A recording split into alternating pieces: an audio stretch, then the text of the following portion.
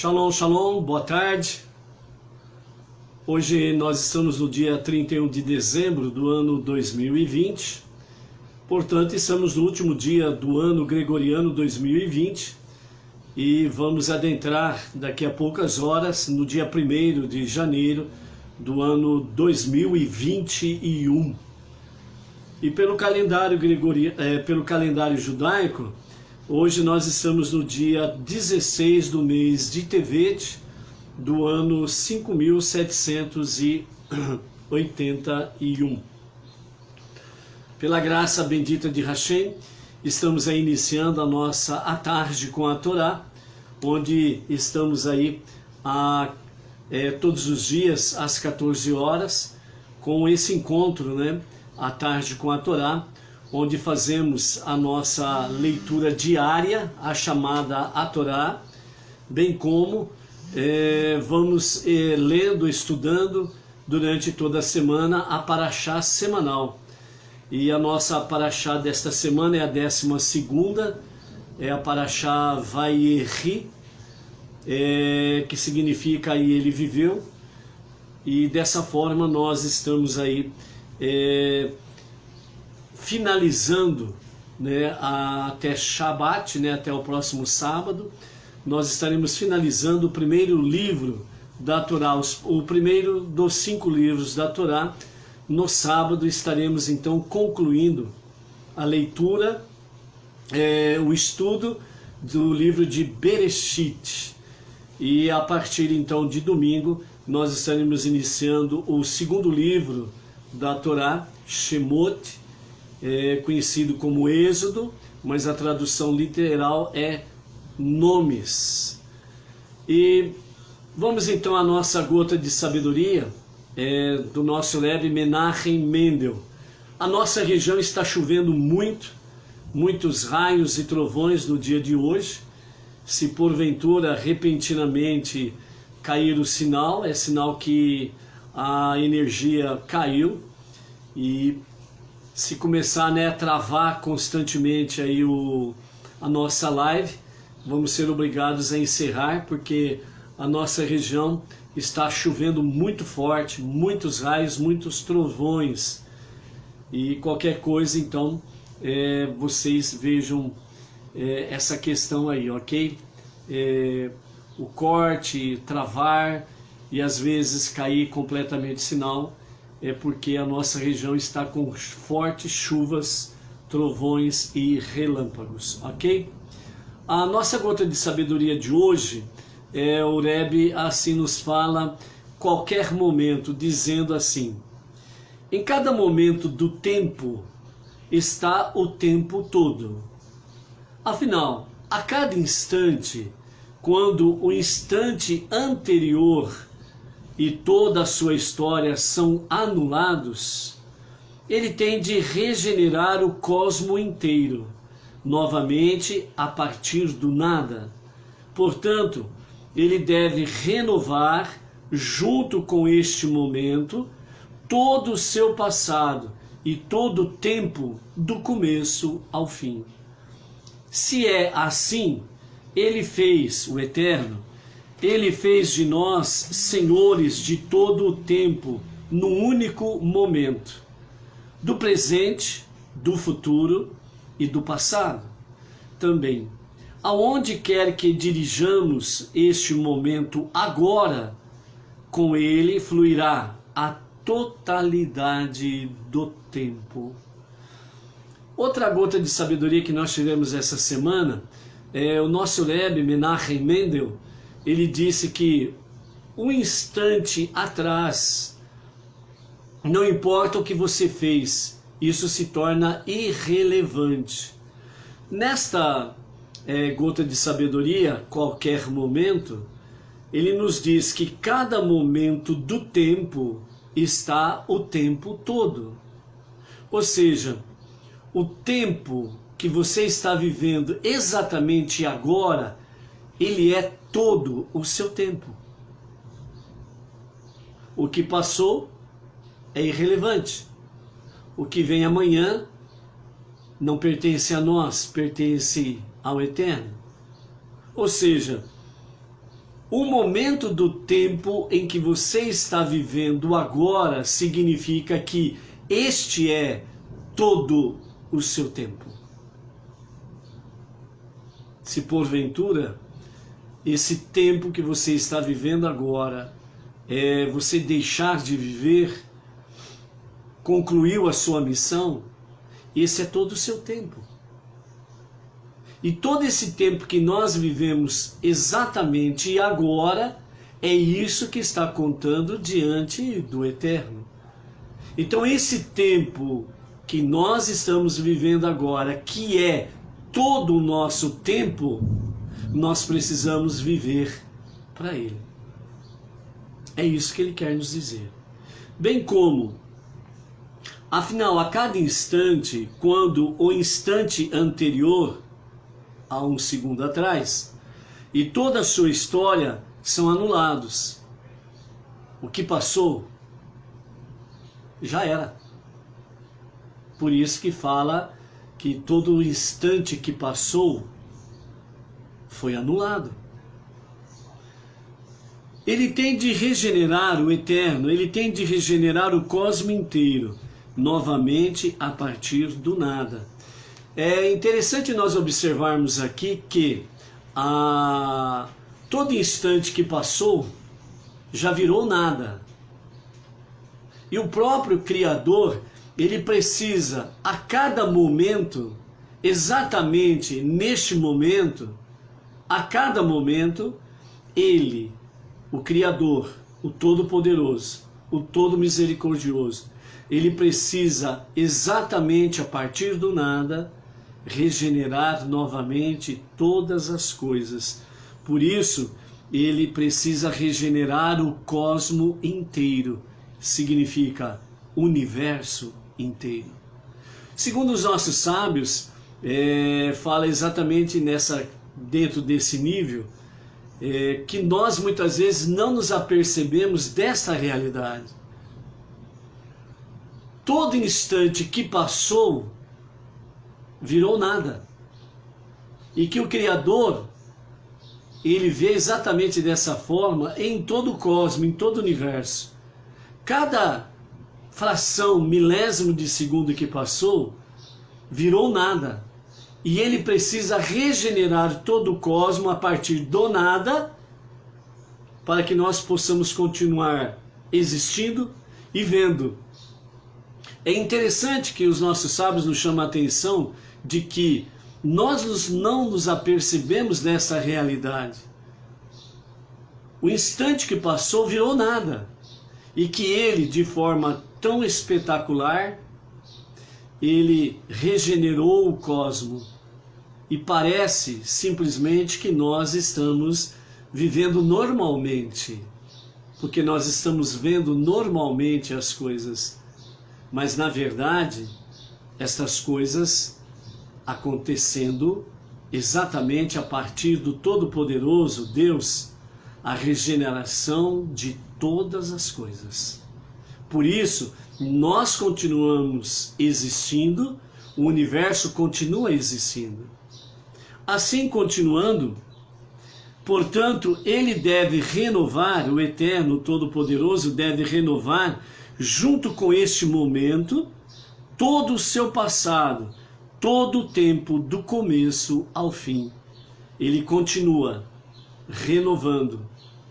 Por isso que o Criador, ele continua criando a partir do nada todas as coisas. Ele renova o universo, o cosmo. Se é assim, continuando Rebbe Menachem Mendel, ele fez de nós senhores de todo o tempo, no único momento, do presente, do futuro e do passado também. Aonde quer que dirijamos este momento agora, com ele fluirá a totalidade do tempo. Então o Eterno é do seu agrado que ele nos fez senhores de todo o tempo, passado, presente e futuro.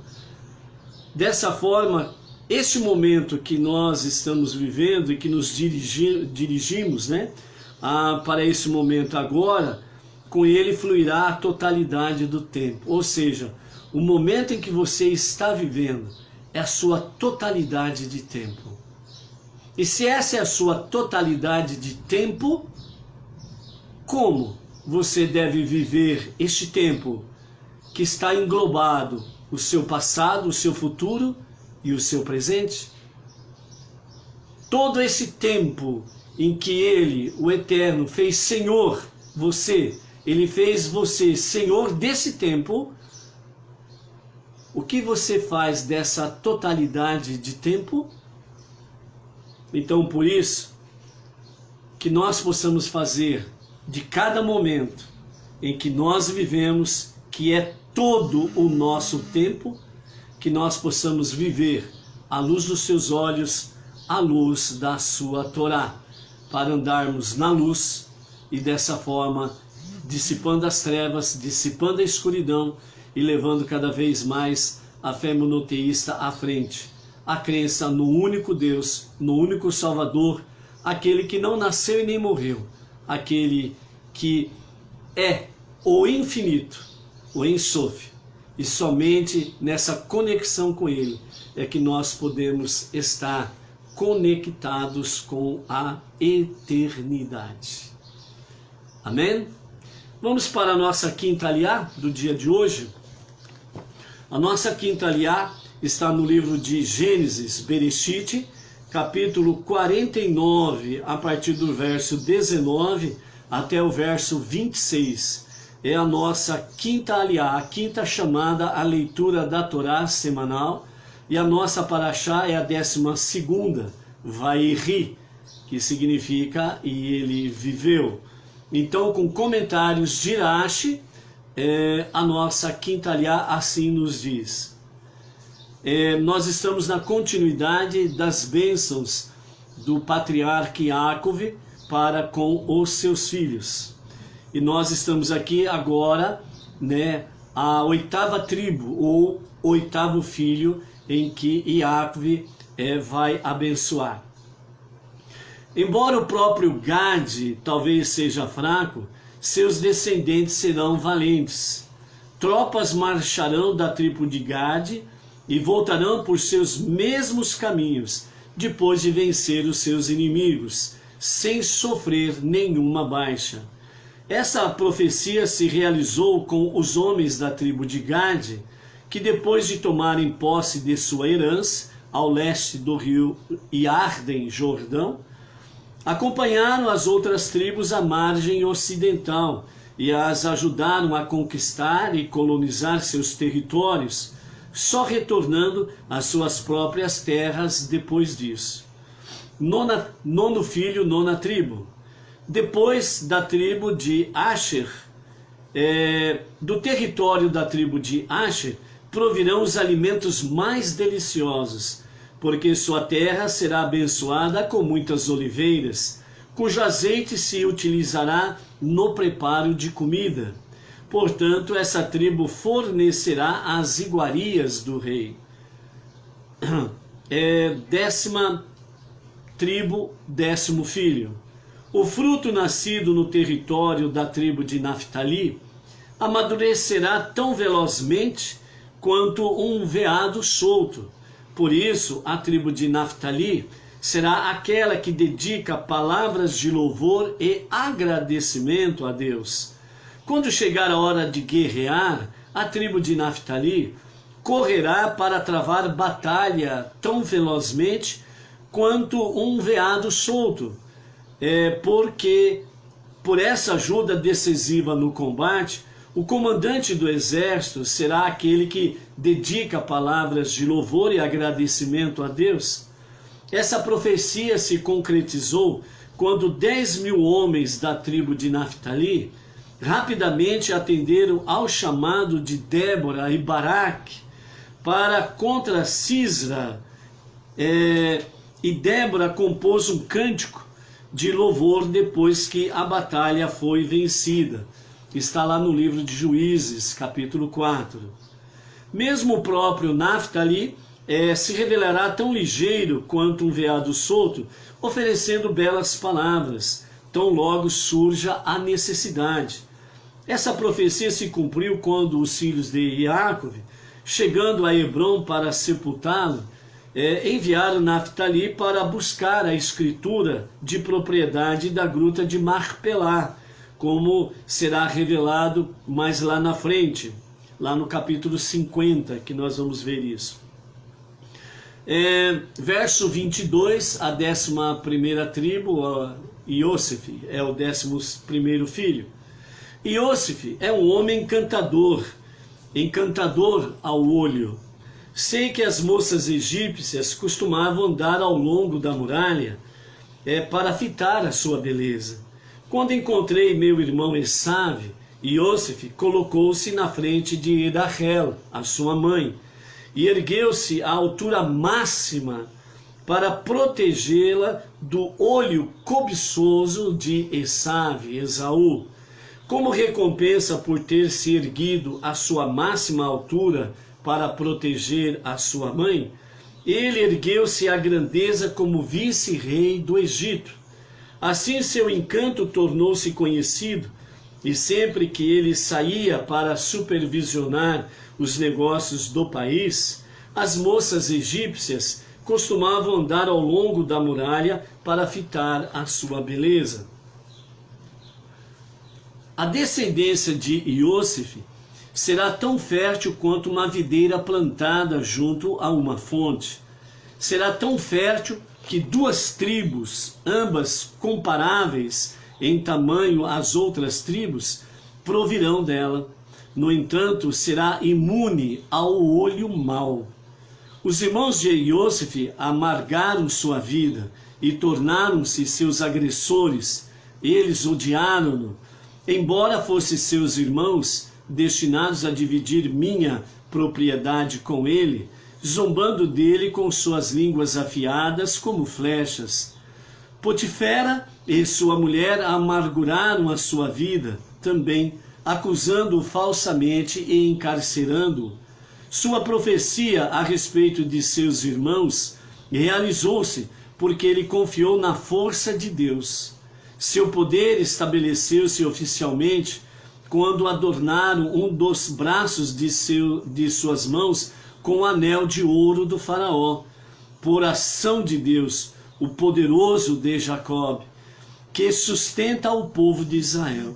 Desde então, ele tornou-se pastor de seu pai, que sou eu, o fundador do povo de Israel, provendo ao meu bem-estar. Ele merece grandeza ainda porque, quando foi seduzido pela mulher de Potifera, seu órgão procriador foi contido por sua resolução súbita de não pecar, e seu sêmen milagrosamente dispersou-se através dos dedos de sua mão. Falando diretamente a Iosif, Jacob prosseguiu: pudeste resistir a ela, graças à ajuda que recebeste do Deus de teu pai, que te ajudará continuamente no futuro. Ele, o Eterno, quando ela tentou seduzir-te, ele te abençoará com bênçãos de orvalho do céu nas alturas e bênçãos de fonte que manam das profundezas que jazem abaixo, bem como com bênçãos de inseminação fértil para a tua descendência masculina e de ventres que não abortam por tua descendência feminina.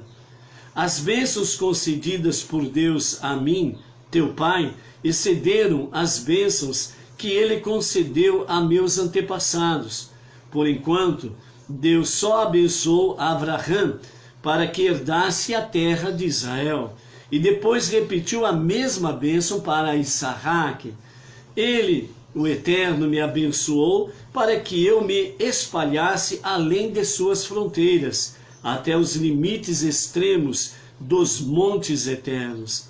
Foram essas as bênçãos que minha mãe desejou que eu recebesse.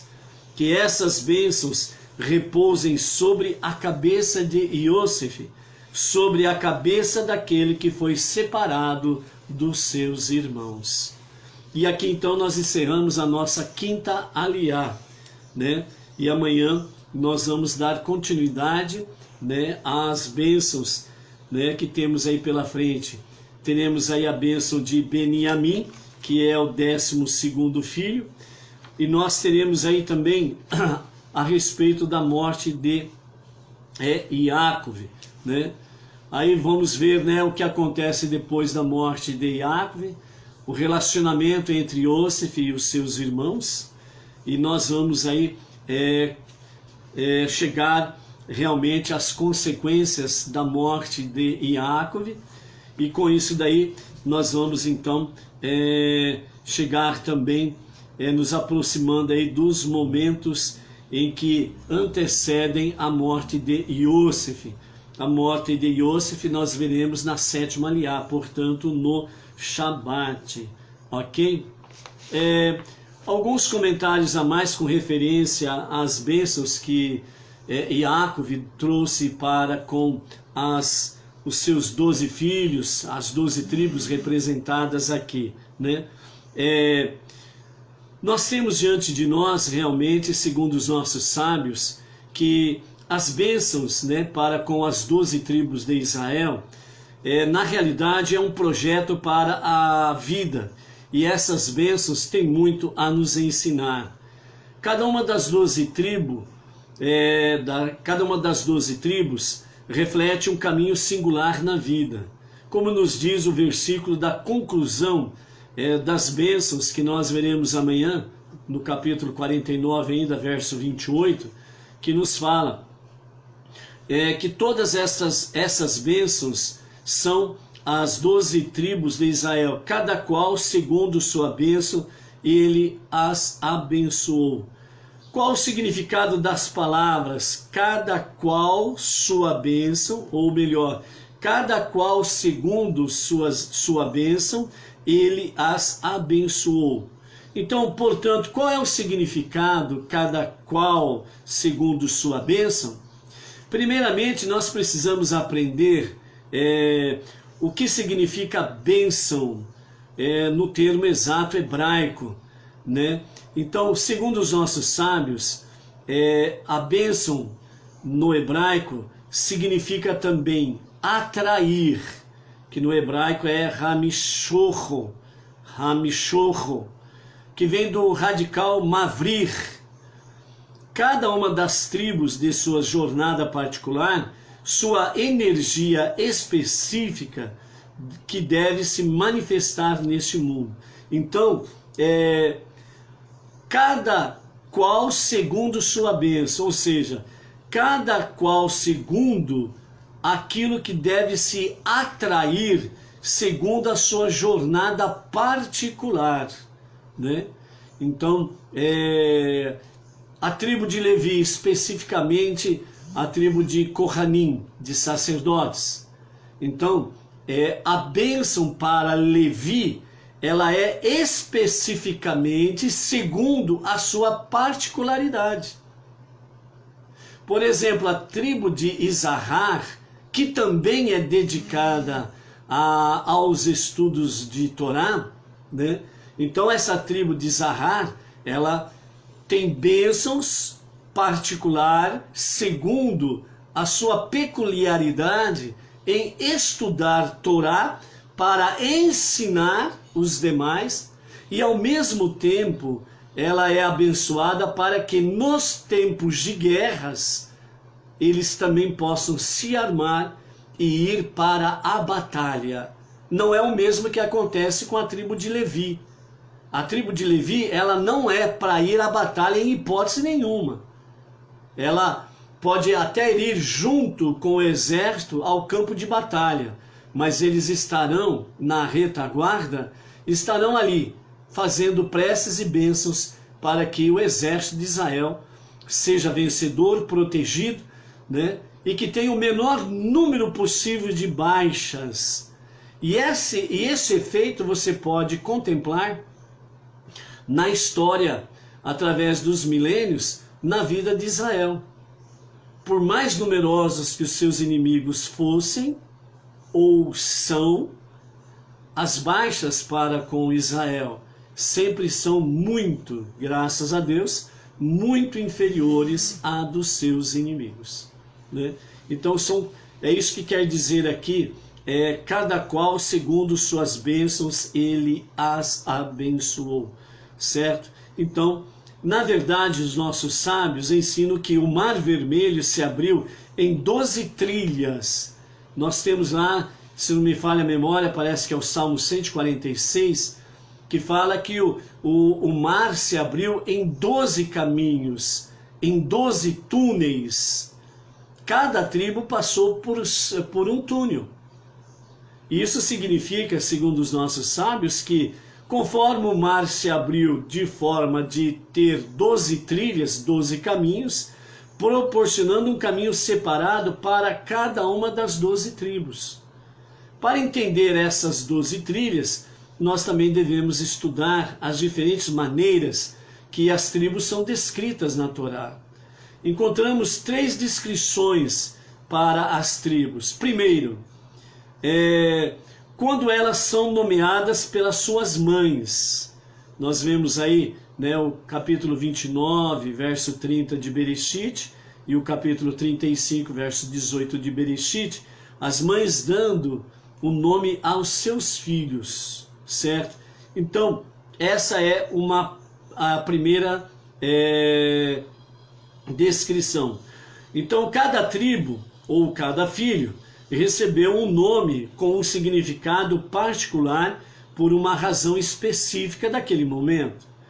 A segunda descrição, quando Yaakov as abençoa, que é o caso que nós estamos vendo aqui nessa paraxá semanal, ok? E terceira descrição é quando Moshe as abençoa no final da Torá, que é lá em Devarim, capítulo 33. Então nós temos essas 3 descrições. A primeira nós já vimos, a mãe chamando cada filho pelos seus nomes, dando a eles seus nomes. A segunda nós estamos vendo aqui, que são as bênçãos de Yaakov para os seus filhos. E a terceira descrição é que nós vamos ver a partir, né, do próximo domingo, quando vamos entrar em Shemot, e vamos aí tendo a nossa Odisseia de Moshe. E aí depois nós vamos encontrar aí Moshe abençoando as 12 tribos. Aí nós vamos ver essas particularidades com Moshe, que serão um pouco diferentes daquilo que nós estamos vendo até aqui, ok? É um exemplo simples, né?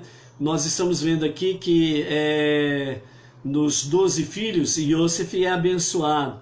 Lá em Moshe nós vamos ver que os 2 filhos de Yosef são abençoados, contados como parte das 12 tribos, e Yosef não está lá na bênção de Moshe, né?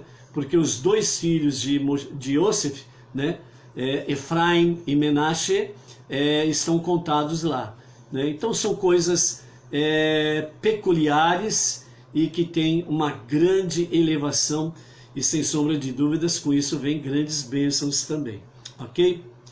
Além disso, as tribos também são nomeadas e especificadas muitas vezes na Torá, quando entram no Egito e quando deixam o Egito, e durante sua jornada de 40 anos pelo deserto do Sinai. Eles viajam, acampam, né, como tribos. Suas oferendas e dedicação ao templo são repetidas 12 vezes, embora levassem as mesmas oferendas, para justamente com o objetivo de enfatizar os 12 caminhos singulares. Cada tribo tem a sua peculiaridade. Uma das muitas aplicações desses 12 caminhos, nós podemos ver aí de forma fundamental na bênção que nós estamos vendo aqui desta Paraxá Vairi, desta semana. Então nós temos aí, né, com referência aos 12 de Yaakov, nós temos aí Reuven, ele é chamado o primeiro, Shimon, o agressor, Levi, o clérigo, Yehudá, o líder, Dan, o juiz, Naphtali, o espírito livre, Gad, o guerreiro, Asher, o próspero, Isahar, o erudito, Zivulun, o homem dos negócios, Iosef, o sofredor, Menashe, reconexão, Efraim, transformação, Beniamim, o consumidor voraz, né? Então essas são, resumidamente, as identificações que nós encontramos aqui para com a bênção de Yaakov, né? Então, portanto, né, 12 tribos, 12 caminhos, todo necessário para chegarmos ao nosso destino. Qual é a sua personalidade? Que parte você precisa desenvolver? As bênçãos para com eles, sem sombra de dúvidas, em primeira escala, ela é distinta para com o povo judeu. Mas a partir do momento que nós abraçamos a nossa fé monoteísta junto com o povo judeu e passamos ombro a ombro a fazer parte do serviço divino, então também nós precisamos buscar essas peculiaridades em nossas vidas como não-judeus, como Benei Noach. Então, portanto, qual é a sua personalidade? Que parte você precisa desenvolver? Na realidade, amados, nós precisamos entender o seguinte: nenhum ser humano tem, melhor dizendo, nenhum ser humano é vazio, é oco. Não existe isso. Todo ser humano, ele tem no seu interior uma centelha divina. Essa centelha divina significa o quê? Significa uma presença divina, a presença de Deus na vida da pessoa de forma diminuta.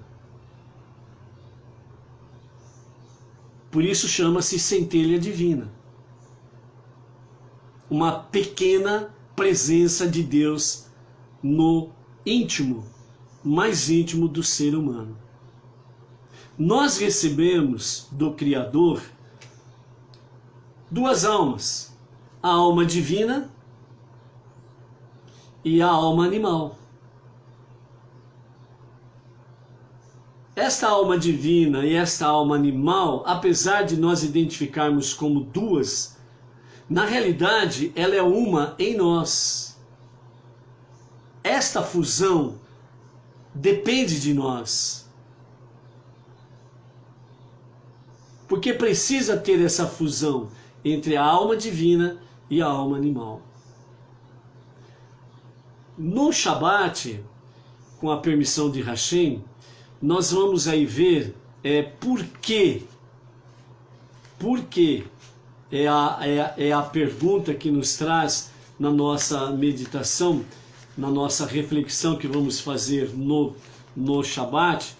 Por que Esav odeia tanto a Yaakov? Por que Esaú odeia Jacó? Qual a sua personalidade? O que é que de fato você precisa desenvolver? A alma animal ou melhor dizendo, à direita, né? A alma divina, à esquerda, a alma animal. Qual que precisa ser desenvolvida para que possa haver uma fusão em harmonia e em paz? Se a alma divina absorver a alma animal, haverá harmonia, shalom, e o bem prosperará. Se a alma animal dominar a alma divina, há um choque, conflito, atritos, guerras e destruição. Qual é a sua personalidade? O que precisa ser desenvolvido em você? Que possamos descobrir o nosso caminho e fazer jus a ele. E que isso nos ajude a chegar ao tempo, ao final dos dias, quando receberemos clareza sobre quem pertence, a qual tribo pertence. Talvez o significado dessa revelação seja a cristalização que virá quando o mundo estiver repleto de divino conhecimento, como as águas que cobrem o oceano. Ou seja, que nós possamos já descobrirmos realmente o nosso caminho e fazermos jus a ele. Qual é a tua personalidade? O que precisa ser desenvolvido? Você precisa fazer essa busca, definir isto, se aplicar a isso, fazer jus a isso. E então, quando a redenção finalmente chegar, com a revelação de Mashiach, e se cumprirá a profecia que o conhecimento de Deus, do único e verdadeiro Deus, se encherá os quadrantes da terra, assim como as águas cobrem o oceano. Aí se cumprirá verdadeiramente essa profecia. E nesse tempo, é nesse tempo que aqueles que têm ligação direta com esta ou aquela outra tribo, ou qualquer uma das 12 tribos, pelo Mashiach, serão separados para estar na sua tribo. Por isso que nós falamos ontem, o momento agora, onde esse momento é todo o nosso momento, onde nesse momento está o nosso passado, o nosso futuro e o nosso presente. E é isso que conta. Falamos que a nossa preocupação desse momento é cumprirmos a nossa missão para disseminar o conhecimento da unidade e da unicidade do único Deus. Levarmos o monoteísmo à frente. Mashiach, ele estará incumbido de separar as 12 tribos e aqueles que têm ligação direta com as 12 tribos. Mashiach virá não somente para a redenção de Israel e dos judeus e das 12 tribos, mas ele virá também para a redenção de todas as nações. Por isso, o momento nosso é, como Benei Noach, não judeus, estarmos realmente nessa jornada e nos aplicarmos a ela. Por isso, faça de fato o descobrimento da sua personalidade, aquilo que deve ser desenvolvido, e dessa forma, seja luz, seja forte e leve avante o movimento Benei Noach Brasil, cada comunidade com a sua localidade, regionalidade e, acima de tudo, que nós vamos levar em frente o monoteísmo, para que as pessoas sejam verdadeiramente livres, livres para servir com coração sincero ao único Deus. Com a graça bendita de Hashem, amanhã, às 14 horas, estaremos aqui novamente em A Tarde com a Torá. Não deixe de viver o seu momento, todo o seu momento, e faça jus àquilo que Ele, o Todo-Poderoso, confiou a você. Shalom, shalom.